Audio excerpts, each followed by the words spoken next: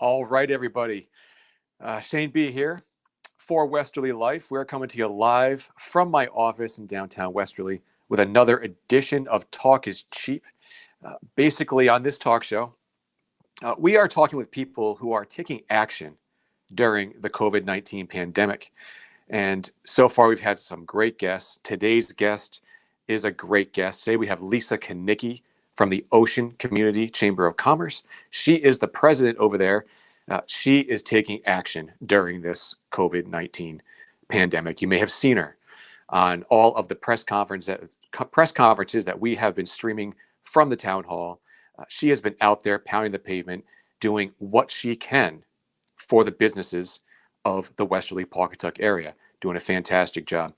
So we're going to bring her in a minute here. We're going to talk to her, have some great questions, and feel free to share and comment. If I can see the comments and it's a question I can ask Lisa, well, we'll put it out there and see how it goes.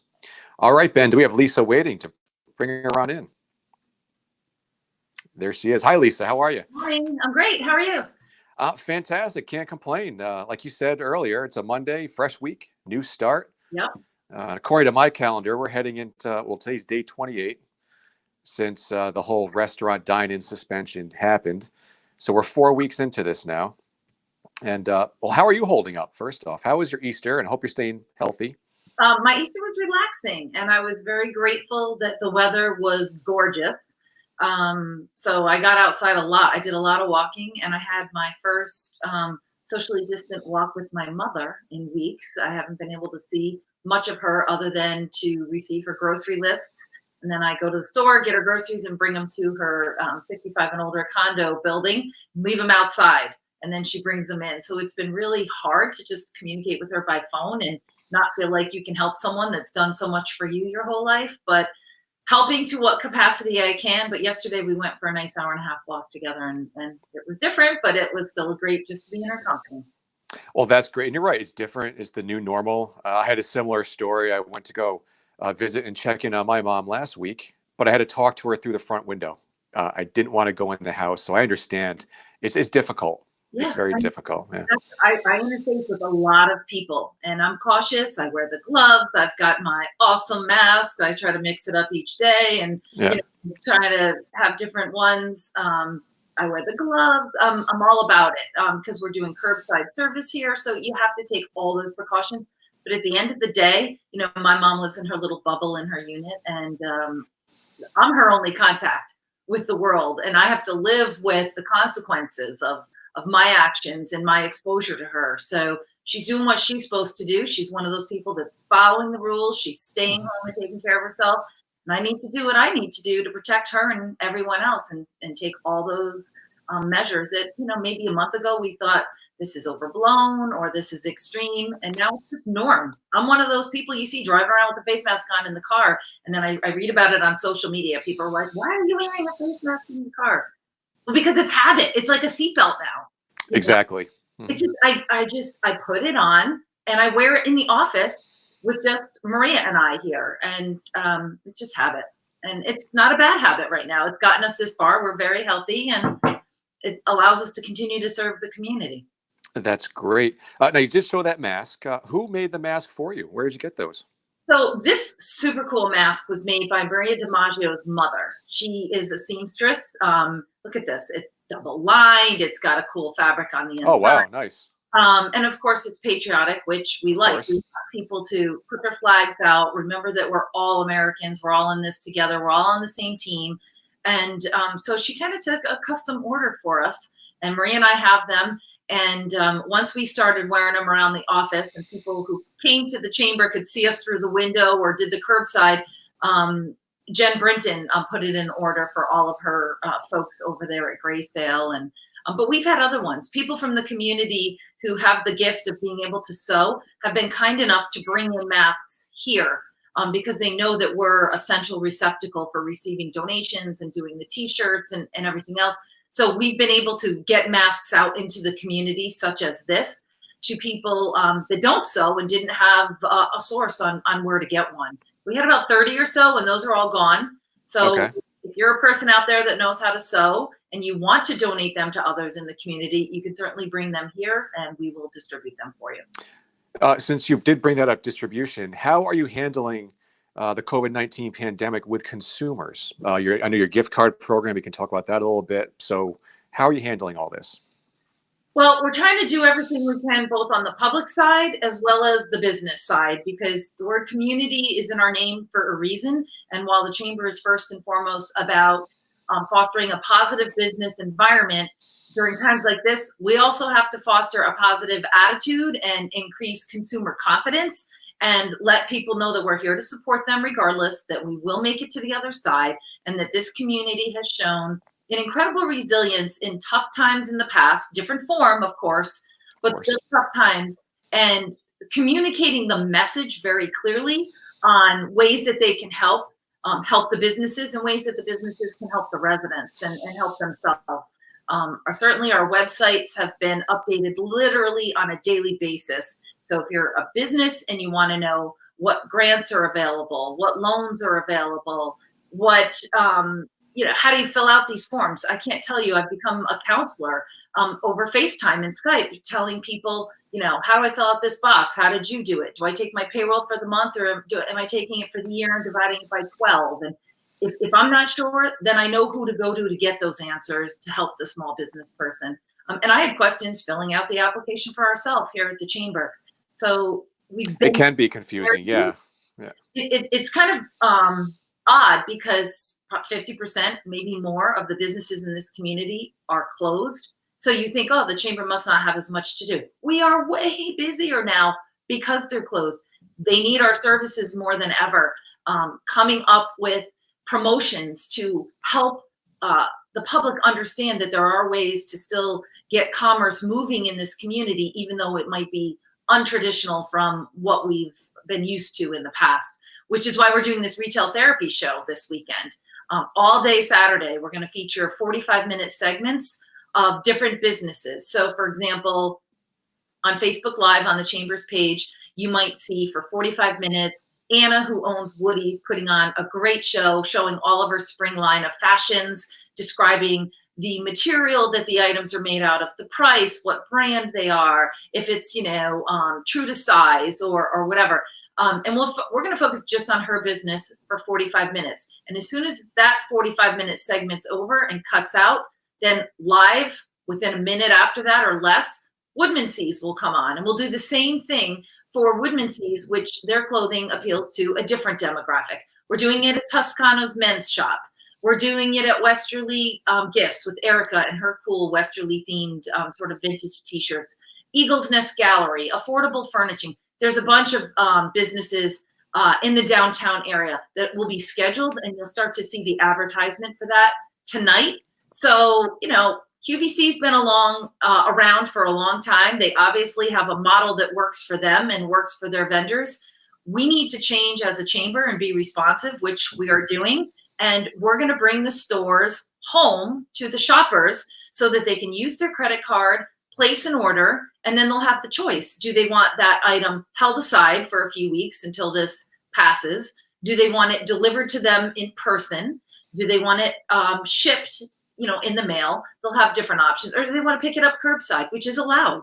So a store owner. I'll tell you, this is a great idea. Yeah, great idea. I love it. This is the stuff that keeps me up at night, Shane. I know. It's just we have to get creative in this tough business climate. I go back to, again, 4 weeks ago, when I made 2 phone calls that Monday.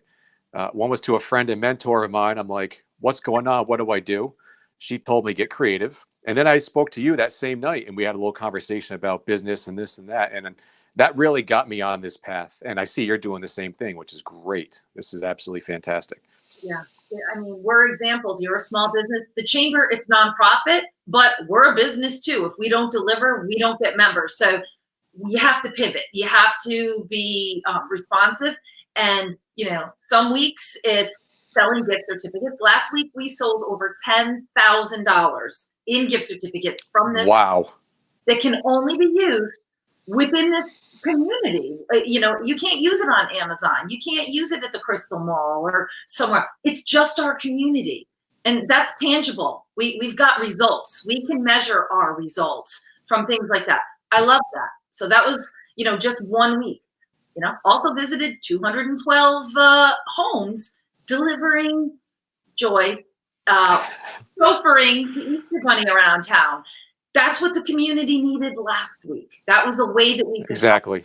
I think our philosophy is don't focus on what you can't do. You'll be miserable and unproductive. And you won't, as a business owner, you won't get over to the other side if you're just wallowing. You got to focus on what you can do. And if it's learning a new skill, we're here to help you with that. If you don't know how to use Facebook, which some of our members didn't, we've gotten them set up on Facebook page. And again, this shopping program, they're afraid to do it on their own, but under the chamber umbrella, if we can market it as a day-long retail therapy program, there's so much interest for it. We may actually do Sunday as well, or at least do it every Saturday and feature different businesses. Every Saturday until this is done. Of course, yeah. We're hoping is sooner rather than later. I think we all are. It's of course, yes, it's the new normal right now, but we need to get back to the old normal somewhat, so we can go back into restaurants, back into stores. But we'll get there. I definitely agree with you. I think so. And one of the things that people are conflicted about, and I get it and I understand it. You have a retailer, for example, on High Street that's saying, wait a minute, my building is 1,100 square feet, the open space area where customers could normally congregate. How is it fair that my small business is shut down when I might only see 4 or 5 customers on a typical day, and I'm shut down, yet this business is allowed to be open and that business is allowed to be open and that business, and there's people coming through in bigger amounts because they're essential. So, if you're a retailer or like a jewelry store, for example, Westerly Jewelry, Negrelli, it would mean everything to them if they could open and have 3 customers a day, 1 an hour even. There's got to be a formula that's developed per square footage, X number of customers allowed in your building per square footage, and that they have to have the responsibility to manage that process. It's the only way we're going to get this country, this community back up and running again. And I hope they develop something like that really quick, because no one predicted this. It's nobody's fault. But at the same time, we are not financially built to withstand this much longer. I agree. You're 100% correct. It's especially with the Small Business Association money that will be coming down. I finally got my first SBA payment this morning. Oh, you did? I did. I woke up to that direct deposit. You were the first person to tell me they got one.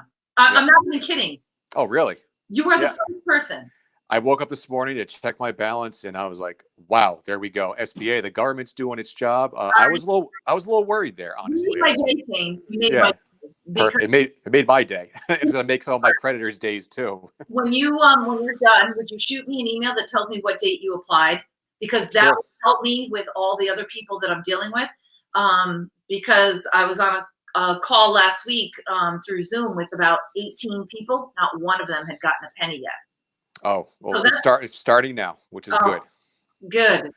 And again, that's part of the challenge. A lot of people were told up front, you're going to have it in your bank account within 3 days. And it's been 3 weeks and some people still don't have it.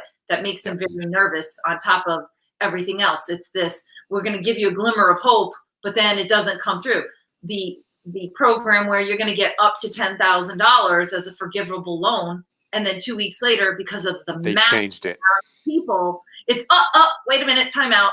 We had so many people apply because it's sorely needed that now it's up to 10,000, but only $1,000 per employee cap. That's a huge difference. Huge. It is. Yes. Because most of our businesses in this community are micro businesses. It might be 2 to 4 employees. So to go from 10,000 to 4,000 doesn't have the same impact, clearly, when they've got rent to pay, utilities to pay, let alone, their commitment to their employees and getting them back to work and keeping them whole. So it's just from every angle, it's just been a challenge. Certainly. We've never seen anything like this before. So we're kind of navigating it day by day, kind of blind, if you will. But I think we're doing a decent job. We're getting there.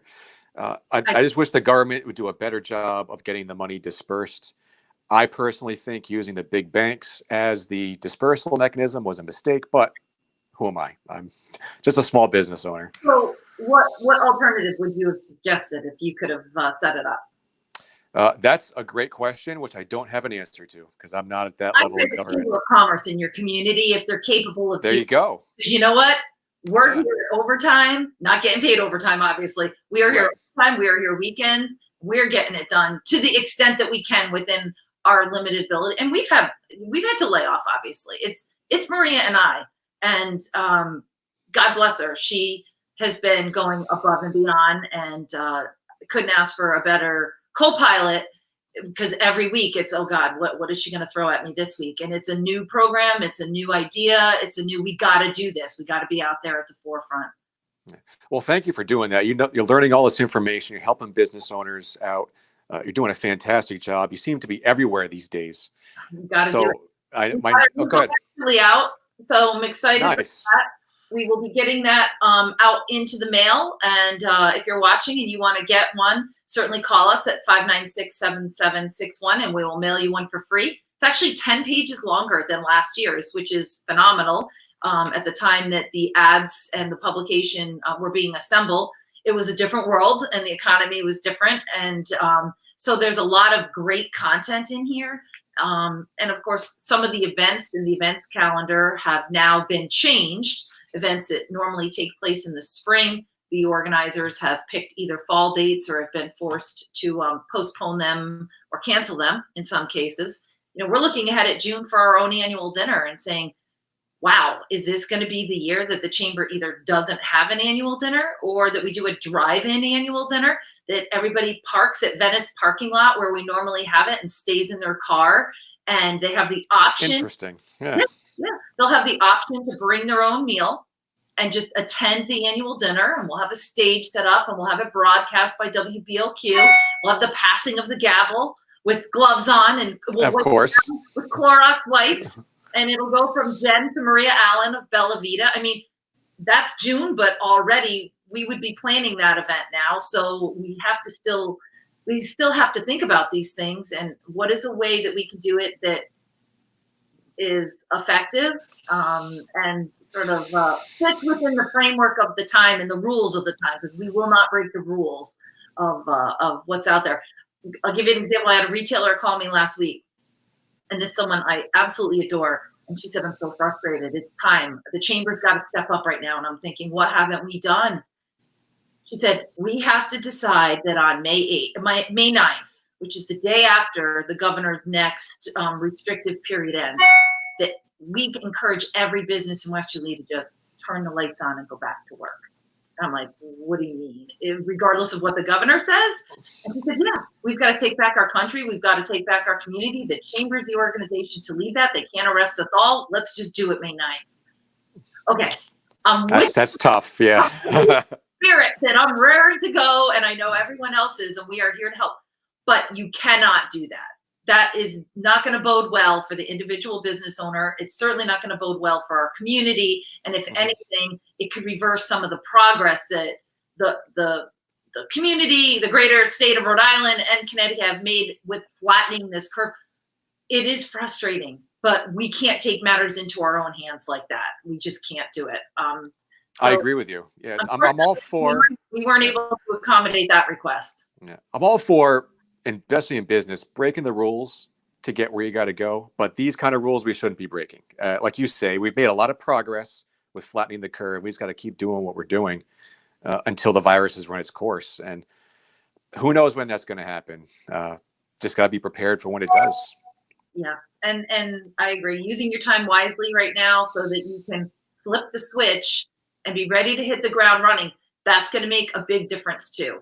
And I know some retail store owners, they're in their shops right now. They're using this time to do projects that they wouldn't normally do. They're the only person in their building, and they might be painting, or they might be, putting up some new plexiglass displays that actually will be part of their business operations going forward, not just through this period. They're replacing carpets, which is obviously good for the carpet industry. Right. They're doing things that they can have a fresh start and have a fresh look when it opens up. It is just disheartening for folks to not have a hard end sight. We're all goal oriented Right. individuals, and Exactly. It is tough not having that actual specific date. yeah. It is tough, but you're right. We got to do things now. So when that does happen, we can hit the ground running and we can thrive, not just survive. I do want to talk about the one fund that you have set up and your history with these emergency disaster type funding. So why don't you tell us a little bit about that? So we have been down this road in terms of community crisis twice before. I remember in 2010 when the flood hit and we had so many businesses in downtown and in the North End that were affected by it with water damage. Some of them were closed for weeks. And we said, we got to do something. Their business interruption insurance did not cover some of them. They were losing thousands of dollars. We're looking at a situation where some of our treasured small businesses downtown were not going to be able to open up. So we launched a campaign to raise, I think we did $70,000, which looking back then, it was a lot of work. We did concerts and t-shirts and we did yard sales. We were scrappy. We did whatever we needed to do to help them. And most of the businesses affected ended up getting a check in the neighborhood of $2,000 to $3,500. They filled out the forms. There was specific criteria that determined what amount they got based on did they have insurance versus did they not. We rewarded more to those that had the insurance because they had taken the responsible steps of paying for the premium and protecting their business and doing things. Makes sense. But we did a lot, and we thought, wow, that was the biggest challenge we've ever seen. Certainly in my career, up to that point, that was. And we put all those files away from the Jumpstart Small Business Recovery Program, felt really good about the difference that we made. And then 2 years later, here comes Superstorm Sandy in the end of October. And we saw something down at the other end of town, the beach community, that the magnitude was 20 times, maybe more than that in terms of physical damage, in terms of financial loss, in terms of infrastructure challenges. And we said, my God, this is a nightmare. And that episode in 2010, as horrible as it was then, was kind of a training exercise for us. And I'm very spiritual. I'm Catholic. I go to church. Like for me, I thought, in a way, God was preparing us to be able to take on this bigger challenge. So we took the formula that we had and the work that we had done from the flood, and we were able to quickly move into gear and do something in a reactionary way to help the 29 businesses that we worked with down in Squamicut to give them money. Obviously, that was much more community widespread participation. The beach is beloved, not just here in our community, all over. People that have been coming to the beach their whole life, or people that grew up in this community. And it impacted everyone very emotionally that their beach was threatened. So we did a lot to raise money, and we raised about $430,000, and we gave grants. Wow, that's great. So, yeah, some businesses got $43,000 in grants. Now imagine, every single month I would drive down to the beach, and we would have disbursement checks, and I would go to every business and hand them their check. There were businesses that would call me on a Tuesday and say, well, what day are you coming this month? Because I am out of funds. I cannot pay my contractor, or I cannot get groceries. I mean, it was serious. It was the most trying experience of my life, extremely emotional, extremely stressful, and they were hanging on by their fingernails. And it was by the grace of everyone in this community that rallied together. We sold over $40,000 in t-shirts for that alone. Wow, that is fantastic. I haven't even sold 4,000 of these. I would be skipping down High Street if I sold more of these shirts at $24 each. But over $40,000 profit in t-shirts that we gave every penny away to those businesses. There were families in town that had yard sales and came in the following week with jars of money. Here, put this in the fund. We had karate kick-a-thons, haircut-a-thons, every kind of a thon you could think of. Every other business from the rest of the community wanted to help bring Squamicut up and bring back the beach, which was our phrase that we coined. Yeah, so I remember that. Great. Now here comes this situation. It's Totally different animal. It's a Totally different different. animal. And while we're nimble and we can get into gear quickly, because I had started the Ocean Community One Fund on the internet site. I had started it. I had pictures on it that showed hurricane damage. I had pictures on it that if we had gotten a superstorm or a hurricane instead of COVID-19, I could have flipped the switch and my website was ready to go on which organizations can you help. Here's their logos. Here's what they do.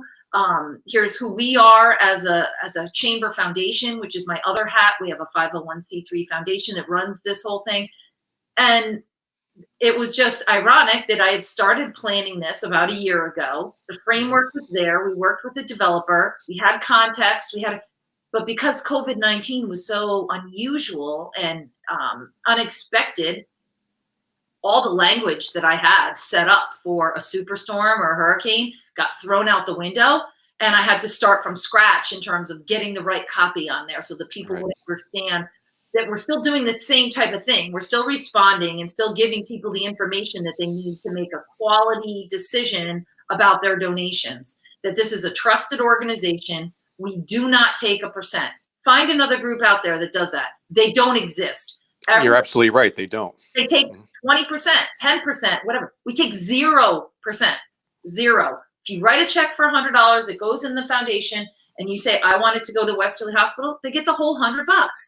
If you want it to go to the ambulance corps, they get it. And we've accepted checks for these groups and we've turned them over so far. And then there's the general fund, which is, we're not exactly sure what the needs are going to be because it's changing on a day-to-day, weekly basis. But do you trust us that we're going to do the right thing based on our past history of always doing the right thing by the business community? And we're going to try to make the biggest impact we can for businesses. So that's what we're doing. People are also buying gift certificates from us. We talked about last week's numbers. Not all of those gift certificates were purchases that someone came in, bought it, and took it home for their own personal use. They were some people that came in and said, I want to buy $100 in gift certificates, but I want you to make sure it goes to the Westerly Hospital staff so that they can pick the restaurant that's open now that they want to patronize on a particular night. Maybe they've got a hankering for Thai food one night and the next night they say, you know, it's pizza tonight or whatever. So we collected a big stack of gift certificates that we turned over to Nick Stahl last week, which was fantastic. That is great. Everyone is coming together to help everyone else out. That's great.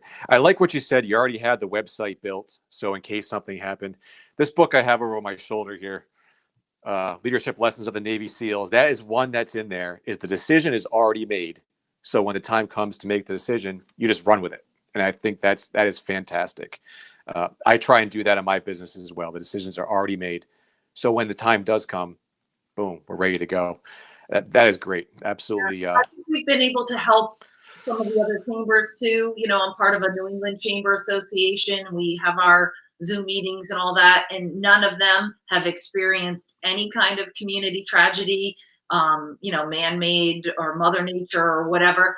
And so I've been doing some counseling for free, obviously, to help other communities see some of the things that we're doing that are making an impact so that their chambers can still keep their lights on and still, you know, be open. I mean, for us, we have to be open. If you're a manufacturer and you sell your goods and ship them overseas, there's a list of countries that you are not allowed to ship your products to those countries unless a chamber of commerce has given its seal and their president's signature on a certificate of origin. It can't leave your country. So we have places like Ashaway Line and Twine. They'll come in here with 150 certificates of origin at a shot.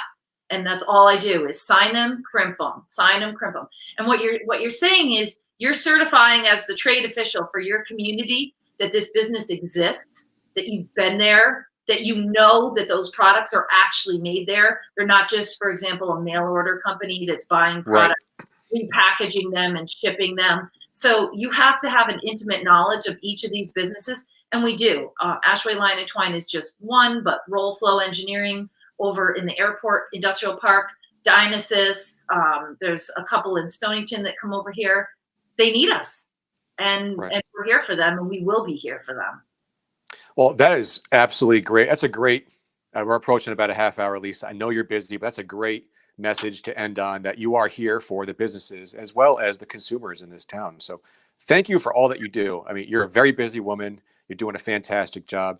We So thank appreciate you. everyone's support, and yours as well, Shane. And if everyone just does what they can and keeps positive, keep moving, keep busy, do what Exactly. you can do, we're going to be looking on the other side of this, and then we'll have new lessons learned to take us in the future, because Westerly is a resilient community. So Yes, we are. And we're going to come out stronger. It's a new business climate that is going to be coming in the future, and we're going to come out stronger, and we're going to attack it, and we're going to win like we always do. absolutely. Thank you. All right, Lisa. Thank you. Have a great day. All right. Well, there you have it. That was Lisa Konicki, the president of the Ocean Community Chamber Foundation. She is doing a fantastic job. She seems to be everywhere these days. She always answers her phone, or at very least calls you right back. She's working hard. So we can't say enough good things about the Ocean Community Chamber. Definitely check out the One Fund, oceancommunityoneFund.com. It's a fantastic, as you were hearing Lisa say, way to get money into the hands of the businesses that need it. At Westerly Life, we're doing our part. If you go to westerly.store, we are selling a t-shirt on there. It's a limited edition designed by the graphic designer that we use for all of our graphic design needs at Westerly Life, Burdick Creative. It's going to be a limited edition. The t-shirt is on there. It's Live, Love, Westerly, Rhode Island. You can have your choice of color, size, and it does take about a week to get shipped out because they are print on demand. And of course, the company, they're being inundated with t-shirt sales as well. So it's about a week from the time you order to the time you get the t-shirt. Fantastic quality. I got a bunch of t-shirts that I've had to put on the back burner, let's say, since the COVID-19 pandemic started. So we changed gears. Now, what we're doing with the cost of the t-shirt, right off the top, we're giving $5 from every t-shirt sold to the One Fund. And then after we do our marketing and everything else, whatever is left over is going to go into the One Fund as well. We're not making a dime off these t-shirts. I don't want to make a dime. This money is being raised for the One Fund to help other businesses out there. How much for the t-shirts? They're $22, if that's what you're asking, Greg. You can go to Westerly Store. You can order those t-shirts, get your color of choice. I think we have about 6 different colors up there that you can choose from. Again, limited edition design. So once this pandemic and we get the thumbs up from the governor to open the businesses, we're going to put that design in the vault, and we're not going to print it again unless we want to do a limited run in the future. So again, check all that out. And thanks for watching Talk is Cheap with Shane B. I'm having a lot of fun doing these shows. Talk is Cheap. That's the name of the show. People who take actions, especially right now, are the ones who are going to come out on the other side of this successful. Our goal is to thrive during this, not just survive. And the past guests who we've had, from Dr. Mark Garceau, Superintendent of Schools, we had Dr. Mayorga, the Chief Medical Officer from the Westerly Hospital last week, and today we had Lisa Konicki. All people taking action, all people getting things done. So like Lisa said, keep getting out there, keep doing stuff, keep pushing forward. There's always something you can do. So just keep doing that. So I have a long day ahead of me, long week. I got to get back to work. So thanks for watching. And for Talk is Cheap, I'm Shane B. and Westerly Life, reminding you to enjoy your Westerly life.